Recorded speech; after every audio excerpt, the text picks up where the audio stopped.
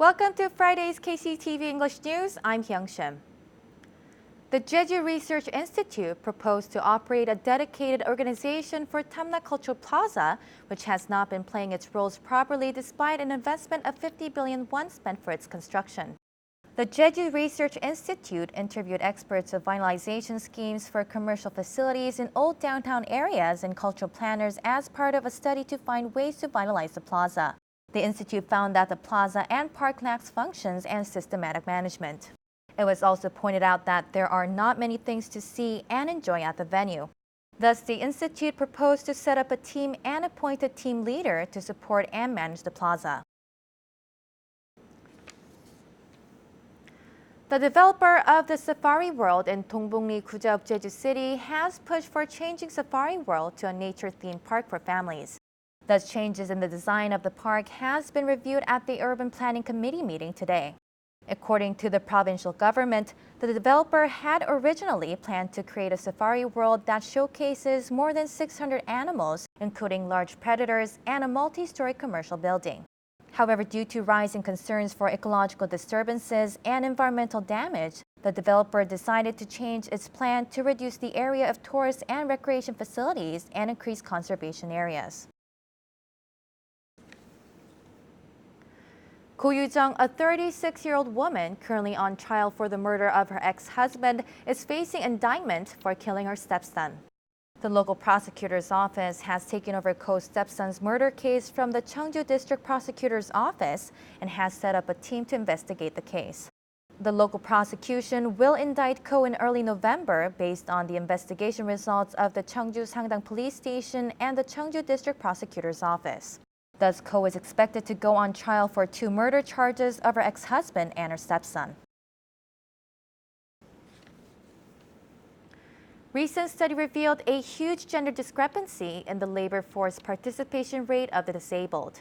The Jeju Women and Family Research Institute's recent study on ways to boost employment for the disabled showed that the labor force participation rate of disabled women and men was 20.7% and 52% respectively. In particular, 54.7% of employed disabled women were found working in companies with fewer than 4 employees. Also, their monthly salary was 720,000 won, which is about a third of that of disabled men. The institute stressed a need to build social infrastructure and improve disability awareness to ensure higher satisfaction in life for disabled women. The occupancy rate of local housing has moved downward. According to the Housing Occupancy Survey Index released by Korea Housing Institute, the occupancy rate of local housing last month recorded 62%. This is an 11% drop from August, when the rate has surpassed 70% for the first time in 14 months. Meanwhile, the Housing Occupancy Survey Index in Jeju recorded 60 in this month, ranking the 4th lowest figure in the nation, following Gangwon-do Province, Chungcheongbuk-do Province, and Chungcheongnam-do Province. It's time again for Film Focus. Here's Mike Lehman with a couple of new movies available now on KCTV's VOD service.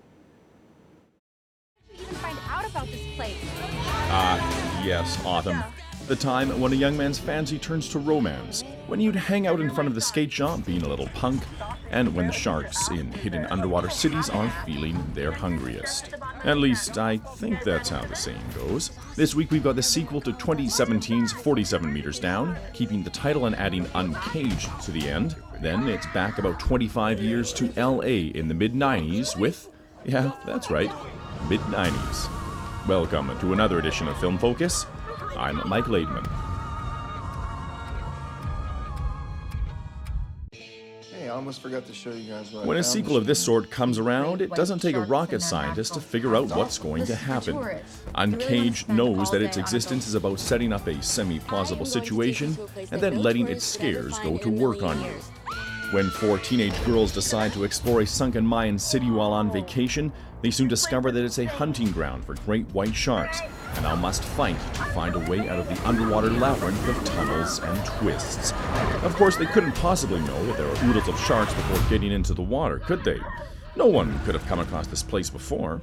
But anyways, let's tackle this one in stages. First, does it live up to the original? Well, not really. It does a few things better, like have a decent ending, but that's about it. Is it scary? Well, yes. But then again, while it does feature some good scares, it doesn't do enough with its sharky villains. And third, should you see it? Well, if you're a fan of shark thrillers, there, you can't get much more succinct than that.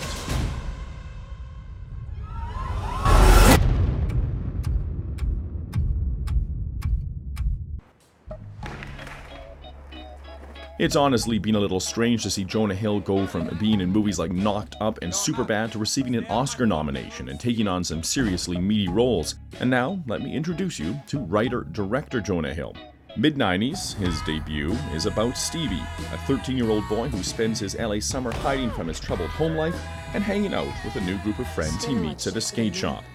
Mid-90s is really a beautiful coming-of-age tale that, while it might have a rough edge here or there, manages to capture a real feeling of nostalgia and shows that Jonah Hill could have a successful career as a director too.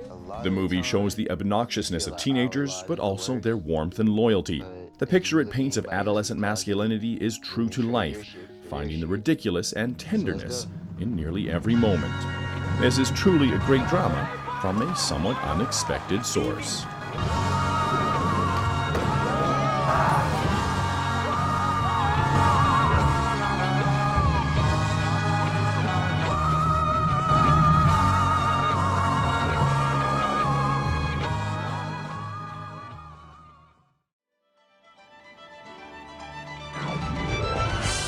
Appreciate colorful scenes of Jeju painted with various forms of light at Shinsan Park.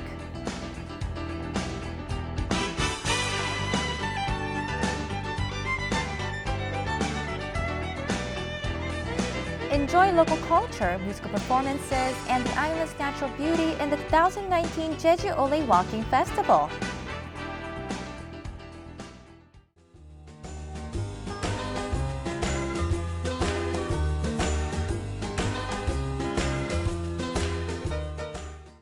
Taking a look at our weather, skies will be very cloudy throughout Saturday. For more details, here's your forecast. The morning low in Jeju City will be 16 and the afternoon high will rise to 18 degrees.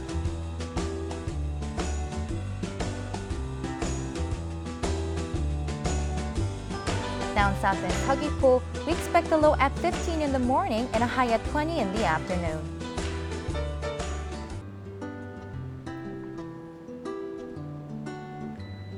Over in Seongsan, the temperatures will be 15 in the morning, warming up to 17 degrees.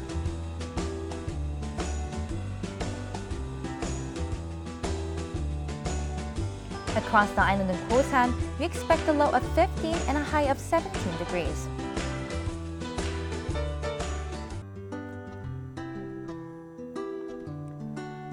And up on the mountain at Songpanak, we'll hit a low of 9, topping off at 12 degrees.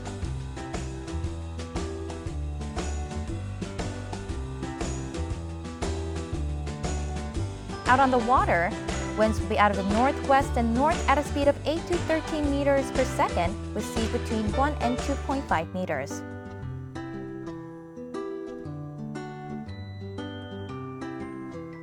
And here's a look ahead.